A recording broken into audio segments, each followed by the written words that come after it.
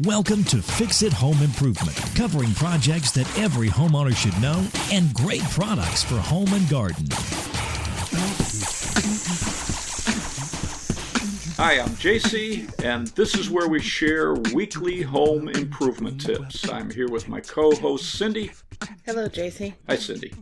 This week, we're going to talk about lamps, and we'd like to thank C. Jangle for a 5-star rating and review on Apple Podcasts.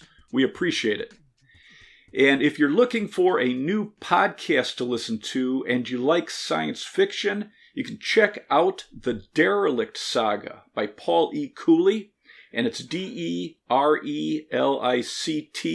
capital S-A-G-A. Some of the first electric table lamps were developed by Joseph Swan and Thomas Edison in the 1870s. In 1919, only about 6% of homes in the UK had electric. In the US, it wasn't until the 1920s that builders started wiring homes for electric as they were built. When you're purchasing a lamp for a room, not only do you want the color and the style to complement your decor, but you should consider how it's going to illuminate the area. For most rooms, you want your lamp to provide more ambient, task, or accent lighting. What does that mean? So ambient light is just more general lighting for the room. Task lighting is for a specific area. Task? Yeah, right. Yeah, if you're doing something like reading a book. And accent lighting is to show off an area or an object, like artwork. Cool. If you're looking for floor lamps, for example, do you want the light next to a chair or a sofa primarily for reading, where you'd want downward light? Or do you want it for ambient lighting to help light up a room, where you'd want the light pointing up to bounce the light off the ceiling? Mm-hmm. That makes a big difference, like when we're doing videos. Yeah, just adding a light and getting it close to the ceiling. And if you need both, you can get floor lamps with multiple sockets and bulbs that can face different directions. Some are called tree floor lamps, that's T-R-E-E. A reading floor lamp or torchère reading lamp has one main light facing up for ambient light, and then a smaller adjustable light or lights for reading or tasks. So you spelled tree, and you're not going to spell... What was it? Torchère. T-O-R-C-H-I-E-R-E. Yeah. French. Oui. You can combine floor and table lamps to provide layered light, floor lamps to add ambient light to the room, and table lamps for additional ambient and task lighting. And having multiple lamps around a room will give you better control of the light levels for different activities. Compare the type of socket or sockets for your table or floor lamps. Some lamps have 2 pull chains with 2 sockets to control the amount of light. Lamps with 3-way sockets let you use a 3-way light bulb for 3 different light levels. Very exciting. When you're looking at lamps that take light bulbs, you can tell whether the socket is a 3-way or it just turns on and off by looking into the socket. An on-off socket will have a metal contact in the center of the socket. The contact is a metal tab that's connected on one side and bent up slightly on the other side, and that makes contact with the center of the base of a light bulb. A 3-way socket will have the same type of metal contact in the center of the socket, and you're going to have a second, smaller metal contact offset from the center. And this lines up with an area on the bottom of a 3-way light bulb. Why don't you explain how a 3-way bulb works? So if you have a 3-way incandescent bulb, you have 2 filaments inside the bulb, which is pretty interesting. So let's say you have a 50, 100, 150 watt 3-way bulb. You're going to turn the knob on the 3-way socket. The smaller contact usually turns on first, and that 50 watt filament would light up. When you turn the knob again, the smaller contact is off, and the center contact is usually on, which would turn on the 100 watt filament. And then if you turn it again, both contacts are on, giving you 150 watts. Wow. It's pretty cool, huh? Super cool. For LED bulbs, when you turn the knob to the first setting, a certain amount will light up. When you turn it to the second setting, more will light up. And then the third setting, even more will light up. For a 3-way LED bulb. Right. There are table and floor lamps with night lights, which will give you more control over your lighting. And if you're getting table lamps that will be next to a chair or a sofa, the bottom of the shade should be at eye level when you're sitting for the best lighting for reading or using a tablet. If you're primarily going to be talking with other people in a room and not reading books, if your eye level is at the middle of the shade when seated, it's going to be more comfortable on your eyes. When you're comparing lamps with shades, the two main types are translucent, which helps with ambient light for the room, and it gives you more light for tasks like reading. Opaque lampshades direct the light up and down. This is better as accent lighting for something below the light, or to darken the area next to the lamp to reduce light at eye level for conversation or watching TV. If you're looking for a new lampshade for one of your lamps, and your existing lamp has a harp, so it's a metal frame that goes around the socket, and your lampshade sits on top of this, you're looking for a spider lampshade. This has 3 metal wires on the top of the shade, and there's a circular piece in the center, and that rests on top of the harp, and you secure it with a finial. It's a threaded cap, Finial. Your drawings are fantastic. Thank you. You should put them on Instagram this week. If you have a lamp that doesn't have this harp saddle, so you can look this up. It's called a harp saddle that's built into the lamp if you can add a harp to it. So it's HARP SADDLE. If it doesn't have this saddle, you can get a clip-on shade. There's 2 metal loops that clip around a bulb, and that just snaps onto a light bulb, and that's how you can put a lampshade on. There are also Uno lampshades. It's UNO. This has a metal ring on the bottom of the shade that sets under the light bulb. And there's 2 types, threaded and non-threaded. You would set this shade on top of the socket and then screw down your light bulb to hold it in place. When you're shopping for a desk lamp, you want the light to spread evenly over your desk or have the ability to focus on an area where you're working, so an adjustable light is going to be more versatile. Right.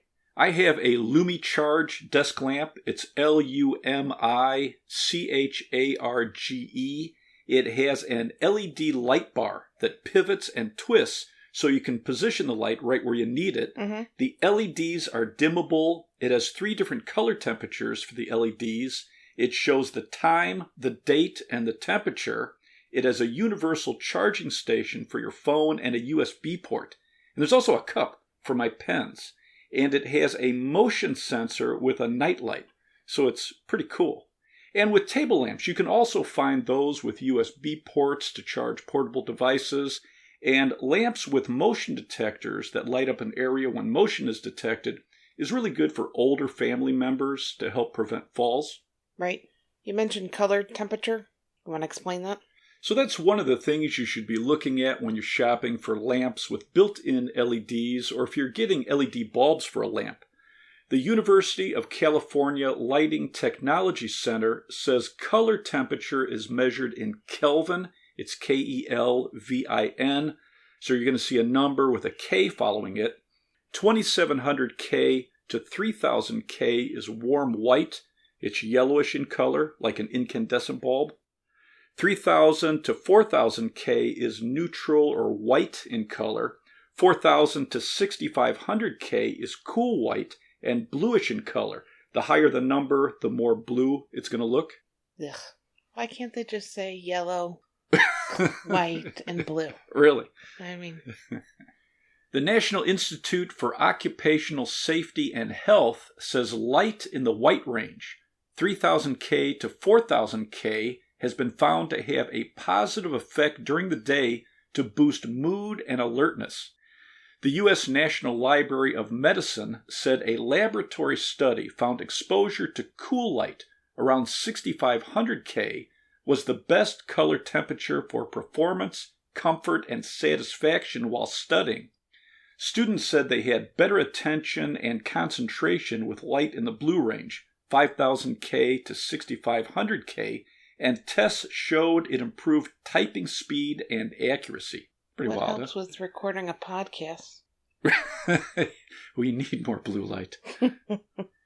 Researchers say studies have shown light color influences hormone secretion, heart rate, alertness, sleep, and gene regulation.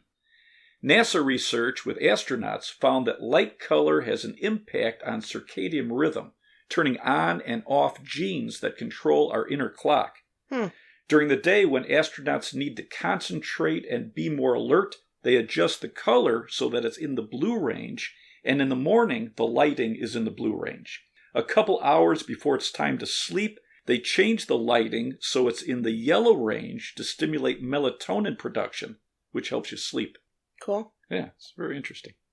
Harvard University recommends reducing light levels and not being exposed to blue light 2 to 3 hours before bed, because blue light suppresses melatonin production, which is wild. In sleep studies, they found that red night lights don't disrupt your sleep, and it helps preserve your night vision while you're moving around in a dark room. GE Lighting recommends 2700K bulbs and LEDs for living rooms, kitchens, bedrooms, and dining rooms, 3000 to 4000K lighting in kitchens, bathrooms, and craft areas, and 5000K lights in basements, garages, offices, and laundry rooms. Cool. When you're shopping for light bulbs, the color temperature will be marked on the lighting facts label on the package. Right. I know, I'm telling you. And something else you should compare is the CRI, or the Color Rendering Index, and this isn't marked on all packaging. It's a scale from 0 to 100 on how accurate the colors look compared to an object illuminated by sunlight. 100 would be the most accurate color rendering. The University of California recommends LEDs or lighting that have a 90 or higher CRI rating, and it's going to give you the best clarity and the most accurate colors. When I took some training from GE, they said their HD Plus bulbs with a CRI of 90 makes it easier to distinguish colors, it enhances color contrast, whites look whiter, and it makes colors look more vivid. When you're purchasing lamps for a room, you want to have enough sources of light to have balanced light throughout the space. The light output of all your light sources should eliminate dark spots. And when you're looking at LED lamps, or if you're looking at bulbs for lamps, lumens, Lumens, is the amount of light that's produced. And that's going to be listed on the lighting facts label too. Right. One study I saw on how bright rooms should be was based on a combination of recommendations from the Illuminating Engineering Society. They sound official. Really, architects and engineers. They said for the average size living room, it should be 1,000 to 2,000 lumens. A dining room should be 1,000 to 2,000 lumens. A bedroom should be 2,000 to 5,000 lumens. And an office, you should have your lighting between 5,000 and 10,000 lumens. Or, they said, multiply the room's square footage by the recommended foot candles. So their recommendations for the amount of foot candles per room: 10 to 20 foot candles for a living room, 10 to 20 foot candles for a dining room, 20 to 50 for a bedroom, 50 to 100 for an office. So let's say you're in your bedroom and it's 11 by 12. It would be 132 square feet. You would multiply that by 20, which is 2,640 lumens, is what they recommend how bright the light should be in the bedroom. The American Optometric Association says older adults need more light to help prevent falls and make it easier to read. People over 60 need 2 to 3 times more light than someone in their 20s because the muscles that control pupil size don't work as well. The eye's lens can yellow over time, and the cornea becomes thicker and less clear. They recommend adding lamps and bulbs with higher lumens to increase the ambient lighting in rooms, and get high CRI bulbs to help distinguish between colors, and get low glare bulbs and shades to help with clarity. If you have old lamps in your home, you should check the power cords to make sure they're not damaged or dried out. The insulation can really get brittle. My mom was an antique dealer for years, and she would bring home these old antique lamps. And the cords, it's amazing how you would bend the cords and the insulation would just peel off or it'd break apart. So I replaced a lot of the lamp cords for my mom and sockets. And you should check out our episode called Lamp Repair. We have a bunch of tips on replacing sockets and cords. But old lamp cords can be a fire hazard, and especially if you have older family members or friends, you should check out their lamps for them. The National Fire Protection Association says short circuits from defective or worn insulation on cords causes about 14% of civilian home fire deaths. Wow. And one of the causes is pinched cords from furniture. So if you've got a lamp plugged in behind a chair or sofa, for example, and you push it back against that cord, it can pinch or bend the cord and potentially cause a fire. One way to protect the power cord for a lamp is to get a 15 amp power cord with a 90-degree plug and then plug your lamp into the power cord. And that 90-degree plug sets flush against the wall so you can push your furniture against it. And I would get a 15 amp power cord rather than one of these inexpensive, lightweight extension cords because they're really not designed for having a lot of things plugged in for long periods. Right. A few interesting lamps I saw was the Globe Smart Floor Lamp, and Globe is Globe. This floor lamp is tunable from 2000K to 5000K, so you can adjust your color depending on the time of day. It's 2500 lumens and it's dimmable. Dyson has a wild-looking floor lamp and a table lamp. Dyson is Dyson.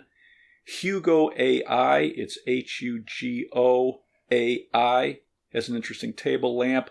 Lumicharge, LUMICHARGE. Lepro LED desk lamp and table lamps are interesting looking. It's LEPRO.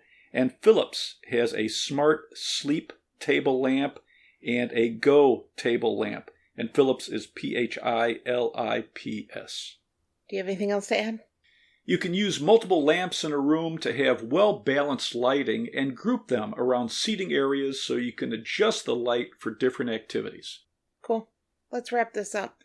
You can subscribe to the podcast on your favorite podcast app. If you enjoyed it, please leave us a review.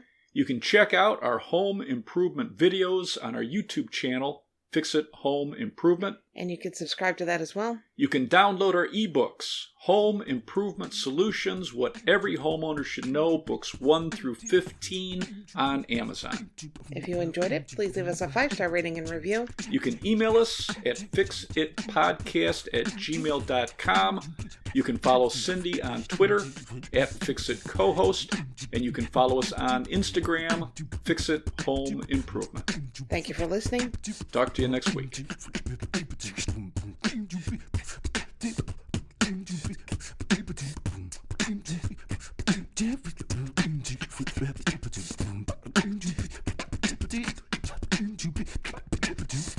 Thank you.